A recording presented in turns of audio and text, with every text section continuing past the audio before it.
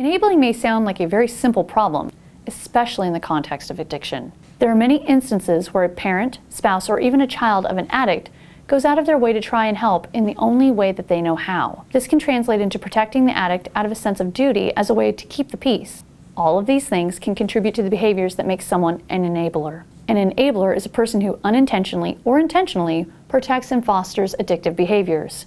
An enabler will do the following: make excuses for the addict, lie to family, friends, law enforcement, and even employers to protect the addict, stop the addict from experiencing repercussions or consequences for their substance abuse, allow the addict to use drugs at or stay at their home without any stipulations, financially and emotionally support addictive behaviors, support the addict by providing them with legal counsel, bail money, and other emergency needs, provide the addict with undeserved opportunities for work, social connections, and other resources that they can't properly utilize when actively using drugs and alcohol. Defend the addict's behavior and insulate them from others who could help.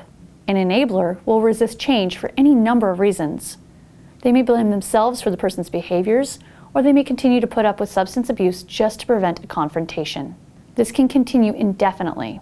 An enabler needs to accept that they have a problem too, before they're able to start changing how they react to the addict. Hiring an intervention specialist can help your family change these behaviors. A skilled interventionist will work with you to stage an intervention and educate you on what enabling behaviors need to be stopped. Identifying what you are doing to enable your loved one can help you in changing your behaviors for the better. That being said, we know that it can be difficult to realize that your behaviors are contributing to your loved one's addiction to drugs or alcohol. It is also true that many enablers become addicted to the way of life, and they're terrified of change. People can get used to anything, including bad or damaging situations. A person who's committed to enabling addictive behaviors will build an entire lifestyle around defending another person who they care about, without realizing that they're essentially defending the disease and not the person. Applying these questions can help. Are they afraid of hurting the addict's feelings? Do they ever lie to cover for the addict? Do they feel guilty about confronting them? Are they afraid that they'll disrupt the peace if they don't do what the addicts ask?